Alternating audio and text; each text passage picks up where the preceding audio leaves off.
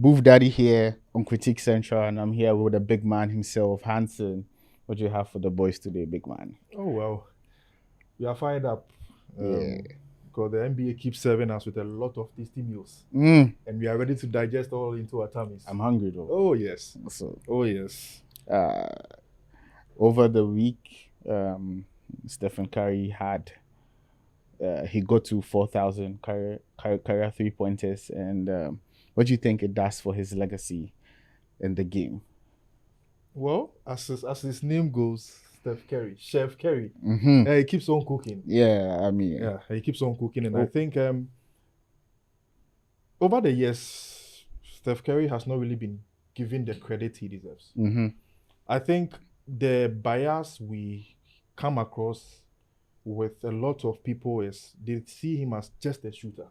Yeah. Yes, that is one of the problems. But if you look at Steph Curry's game critically, you realize he's more than just a shooter.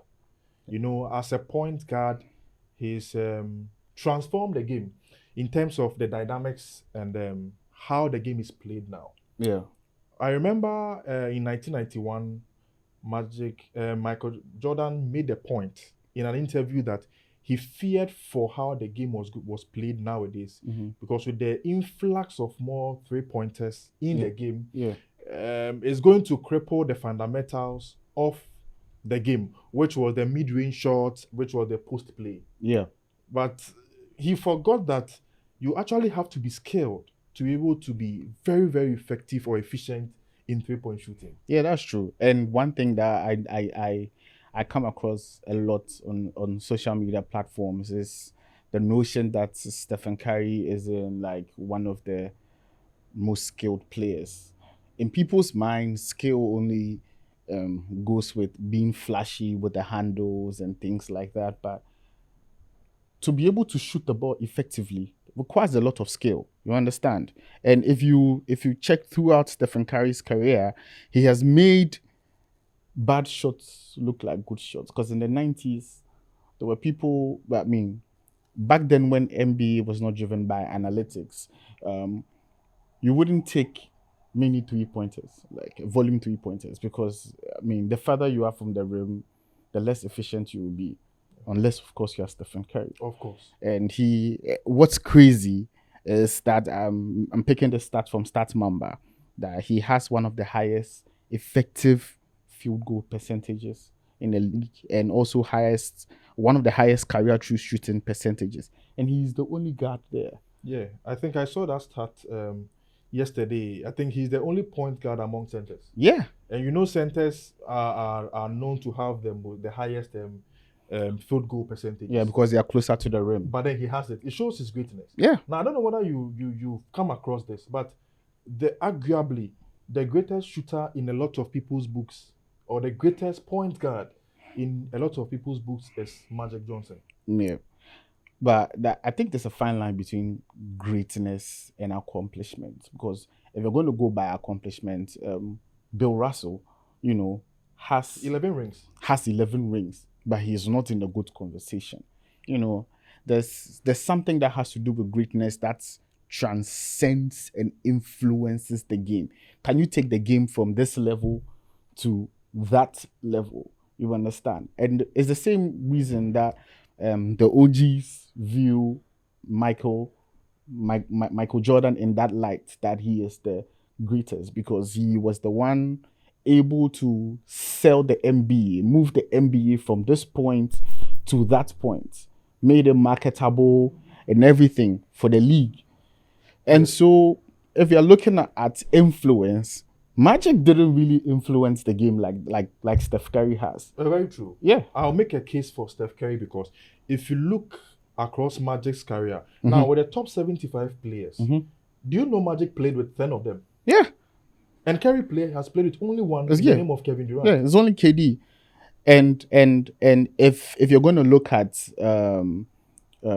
competition back then, I mean, there's better nutrition, there's better equipment, the players are performing much better. Things that used to wow the old players back in the day. I mean, the broadcasters and things like MJ's under reverse layup and Yes. things. I mean, you see guys, I don't even know shade to Donovan Mitchell and um Ja and all. They are great in their own rights, but like when we're talking about the greatest players, I mean, all those guys put up those skill moves week in, week out. Even if you go to the D1 leagues and the Yes. colleges, I Yes. mean, so the skill has really improved.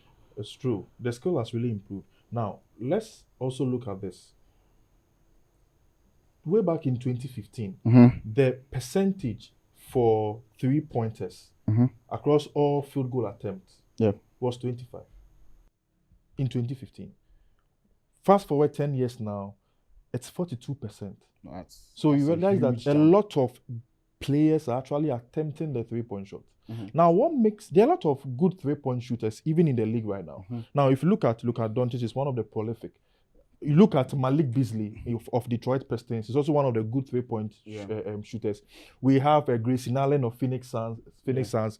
I mean, we have a lot of three-point shooters. But what makes Steph stands out is a lot of three-point shooters have their hot spot and their cold spot. We know this. Yeah, of course. We know this. Yeah, but yeah. it is only Steph Curry who seems to not have a cold spot. He's hot everywhere. Mm-hmm. When he has the hot hand, he's shooting threes off dribbles. He's shooting threes off screens. He's shooting catch and shoot. Yeah. And what is crazy is he's even doing fadeaway three-pointers from the logo. Yeah, not to interrupt you. For example, the game they played with Brooklyn, Yes. it was a double team. That is already difficult. Yes. From the logo, that's already difficult. And you add the fact that it was a fadeaway. That's a really bad shot. It's a really bad shot. It's a really but he bad makes it shot, great. but he makes it good. That's a Steph Curry for That's you. Steph Curry. So- Transcending the game, changing the game. He shamed analytics because during the 2010s, where players were, the organizations would only look at with statistics and how it would fit the team and everything like that. He changed it because then everyone now wants to have, everyone plays the same way now. A lot of people are racking up a lot of threes in a game. Look at Boston Celtics, for example, which They're changes shooting volumes of, Yeah, which changes their three-pointers. their culture. But before that, it was just, mid-range, get closer to the rim, True. draw a foul, be physical. He changed it. If And you're fortunate to get a foul, then it becomes an N1, yeah, which will be a three-point yeah, play, a 3-point which play. isn't always the case. Now, one of the difference between a three-point shot and a two-point shot is, now with a three-point shot, you're having 1.5 more point Mhm. of the two-point shot. So you do realize that if when a game is tense, a three-point shot can change a two-possession game to into a three-possession game. It can also swing momentum easily like that. It can actually demoralize your opponent. Of course, that's what Curry does. Yeah, I mean, He does the unlooking one where he shoots and he turns because he knows it's straight. and you know straight what? buckets. Yeah, and you know what? Before Curry became Curry, the entertainment around the NBA was, dunks, those dunks and the highlights of That's dunks and all, things yes. like that. But believe me when I tell you, there's nothing more entertaining in today's game than watching Curry get hot. That's why I like when Curry shoot the threes and the commentators are like bang, Mike, bang. Mike Breen, yeah, yeah, and in Candace Parker's own words, she said, we've been underestimating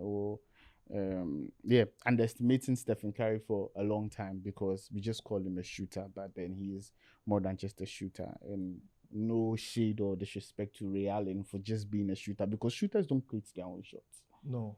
You understand? But there are certain things in the game that stats cannot account for. Because, of course. Yeah, because if you watch Curry, and then you actually appreciate the game, because when he's on the court, you can see him moving up. No, you see, he's not just a catch and shoot like we knew Klay Thompson to be. Yeah. No, Curry is now, because of the way they are double teaming him, Mhm. he moves from corner to corner, trying to move across screens, off screens. Yeah. And that is what makes it so unique, because with the way he's constantly moving, he should be gassed out. Yeah. And then when he shoots these threes, he breaks. But what does it happen? He's constantly running. That is why LeBron James will tell you Curry is most dangerous without the ball. Without the ball. Because that is And that when has never happened you in the easily league loses ever. you, and then he'll shoot. Yeah. But the other 3-point shooters, we know this is their hotspot. They are going to be in the corner and they are going to do this. But Curry, from anywhere across the arc, he's doing that. And that shows how great Curry is. Now, one of the things that also solidifies Curry's legacy is that he's only one of only 2 players to have multiple scoring titles, MVP, championships, and also an Olympic medal. Yeah. And you know the second player? Who? FJ. Yeah. Of course. And people, I think the reason people don't really appreciate Steph that much is because the Golden State really made the league feel some kind of way, dominating here and there.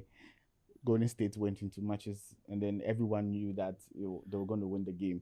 And also the fact that KD had to join that winning team also, and that's also been a dent on KD's career. But I just like to read out Steph Curry's resume without Kevin Durant.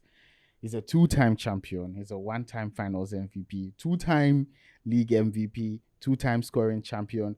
He is part of the 50, 40, 90 club, 3 times finals appearance, 3 times Western Conference appearances, 6 times playoff appearances, 10 times All NBA, 11 times All Star, 2 times All Star MVP, 1 time steals leader, and 2 times FIBA World Cup gold medalist.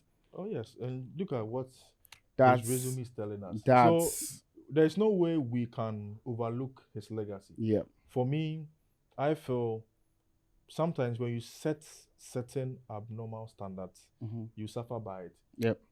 He has been doing this for years and it's normal now. And people are just looking at, this is Steph Curry. He does this all the time. Forgetting that whatever he's doing it on a consistent basis. It's not easy. Yeah. Because those logo threes and all he was shooting, no one was doing that. It was only been done in the All-Star. They were even trying to do it. Drawing double teams from the first possession of the game. That's crazy. And it's crazy for you to do that. And even before games, he's with the Bay Arena. He stands from a certain distance where the fans are, and then he shoots from there. Yeah. And then people are just smiling and they look at him and he just shrugs his shoulders like, it's not a big deal. Yeah. And that is what he's doing now. Yeah. So he actually is enjoying what he's doing. That is what LeBron James said. What is keeping him going with the basketball after being in the league for 22 seasons? He loves the game and then he's having fun now. Do you understand? Yeah, I feel true. like with the shooting, Steph Curry has got to the point where he's mastered the craft. So whatever he's doing now is just effortless. He's mastered the craft. He will continue to do it. He's 37. Yeah. If you look at the way he's playing, Curry can play for the next 3 years. Unless he decides to be like a JJ Redick, where now his movement and mobility is restricted, where he can just be in a particular corner and be shooting threes. But from what I'm seeing from Steph Curry, he has a lot more to offer the game. And with the inclusion of Jimmy Butler, I feel like he has one more championship in him.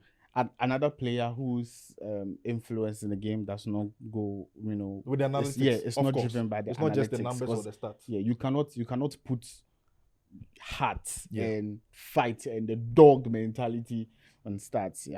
There's one thing I'd like to add. Ty Lue, when he was speaking about the 2016 finals, the whole plan was that they had to go for the head of the snake. So if you take the Golden State Warriors, the head of the snake was Stephen Curry, because he was the one who could get hot at any point. He was the one who was actually driving the team. Oh, yes. And throughout KD's career, you never see any time where KD, being the great Kevin Durant, y'all know who I am? Yeah. Yeah, the great Kevin Durant. Straight up baller. have no man on him to take wide open shots. Yeah.